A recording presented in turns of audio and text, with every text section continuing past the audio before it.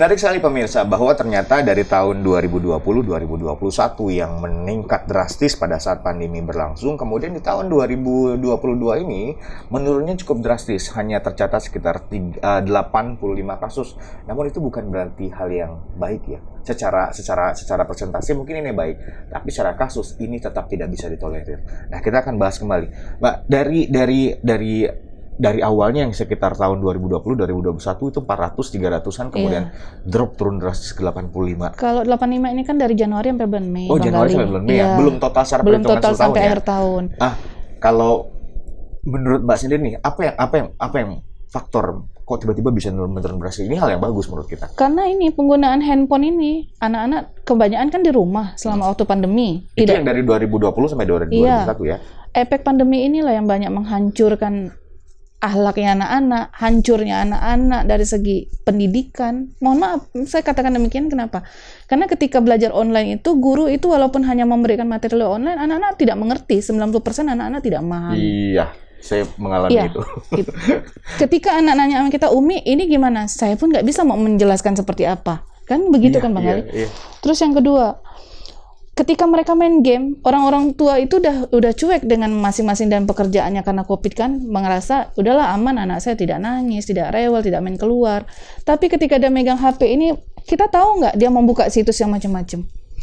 Akhirnya aplikasi yang seharusnya tidak mereka konsumsi, mereka pakai. Nah, disitulah terjeratlah dalam satu perkara yang tidak baik buat mereka.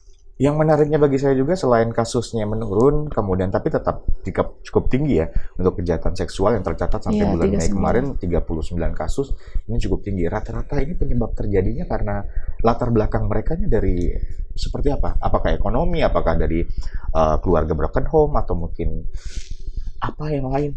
Kalau tahun 2022 ini Bang Gali, rata-rata ini anak-anak yang umurnya 5 tahun sampai 12 tahun. Kecil-kecil rata-rata, dan pelakunya itu oknum bapak tiri, bapak kandung, abang, dan ini Kota Pontianak.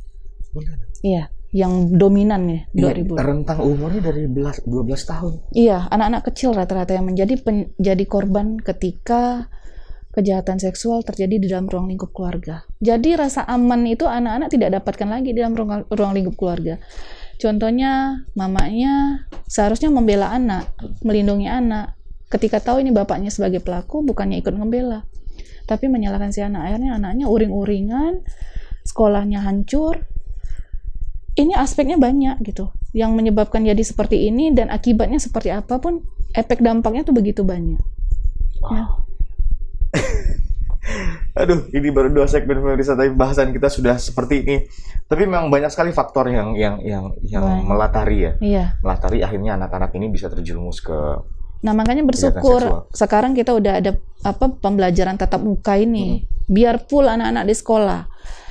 Memang guru saja kesulitan mengeluh ke kami. Ini harus bagaimana, solusinya seperti apa. Krisis moral pada anak-anak zaman sekarang ini luar biasa. Tapi bagi kita juga, kita yang sebagai orang tua yang tidak bisa mengawasi anak 24 jam, terutama di sekolah, bahkan beberapa kasus yang saya dapat atau saya dengar adalah kejahatan seksual justru banyak beberapa ya. Oknum itu terjadi di sekolah justru, di dunia pendidikan. Betul. Cukup marak. Cukup membuat hati miris karena mereka oknum tenaga didik yang seharusnya menjadi pendidik tetapi malah menjadi mesin penghancur bagi masa depan murid mereka. Di Kalimantan Barat? Ada barusan yang kemarin terjadi di Kabupaten Bengkayang. Ini kan salah satu contoh. Tenaga pendidik? Iya, tenaga pendidik. Sebagai pelaku? Honor, iya, sebagai pelaku. Wow.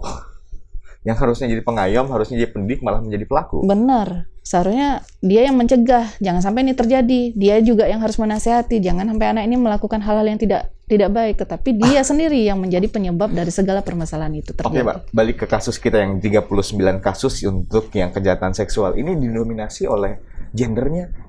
Gendernya korbannya pasti perempuan. Kebanyakan anak-anak balita, ada beberapa anak. Balita? Iya. Anak yang bawah umur 5 tahun ada 2 anak. Terus yang antara umur 5 tahun sampai umur 9 tahun tuh ada berapa anak. Nah, rata-rata itu yang pelakunya orang sekitar. Pelakunya adalah orang-orang terdekat. Iya. Jadi saya mohon maaf Bang Gali, saya kalau nyampaikan ke anak-anak bilang gini, Kalian yang boleh sentuh badan kalian tuh hanya ibu kalian saja. Iya, itu saya melakukan itu. Yang pertama, yang kedua, dokter ataupun bidan ataupun perawat, karena mereka tenaga medis. Kalau bagian sakit boleh disentuh, nak. Tapi alasan yang paling kuat syaratnya kalau kalian sakit. Terus ada jawaban, ibu saya mau tanya, Umi saya mau tanya, kalau misalnya abi saya, papa saya, bagaimana? Sayang iya boleh, tapi ketika dia udah umur 5 tahun, tanamkan rasa malu. Ketika papamu ini sangat mencintai kamu, dia cinta pertama kamu, ketika dia menyentuh bagian yang ini, bilang dengan yang baik-baik saja. Cara menyampaikannya, Pa, Dede nggak suka disentuh bagian ini, Papa nggak boleh pegang ini. Dan nanti mamanya juga harus dikasih pengertian dan pemahaman. Tolong ya, nanti kalau kamu megang anak kita jangan begini. Jadi mindset seorang bapak itu diajarin, bukan berarti kita menggurui, menghakimi bahwa bapak-bapak itu begini, tidak. Tapi untuk menghindari, supaya dari ruang lingkup rumah, anak ini udah diedukasi dulu cara melindungi diri mereka sendiri dan menjaga dari hal-hal yang tidak diinginkan kepada mereka. Ya. Oke, edukasi terhadap orang tua, berarti Iya. sebelum menjadi orang tua, kita harus menanamkan pendidikan dasar kepada diri sendiri Iya, terlebih dahulu. benar. Untuk bahwa mereka itu, anak-anak itu lahir tanpa diminta. Betul. Iya kan? Anak-anak itu lahir tanpa Mengikuti diminta. takdir mereka kan. Mengikuti takdir mereka, dan kita yang harus menjaga Iya. mereka. Kita ini hanya penjaga untuk mereka. Betul banget. Tapi justru ternyata rasa aman itu tidak didapatkan dari kita atau orang tua atau siapapun itu, yang ternyata justru menjadi pelaku. Menjadi pelaku.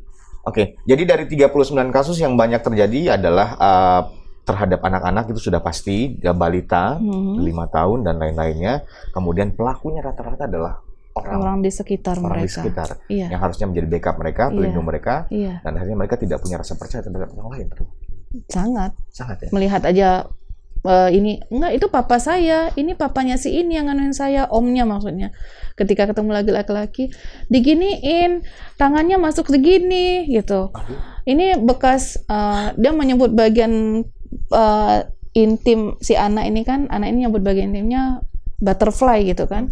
Dia pegang butterfly-nya Dede, abis itu dia cium, jadi bau butterfly itu di bibirnya Dede gitu.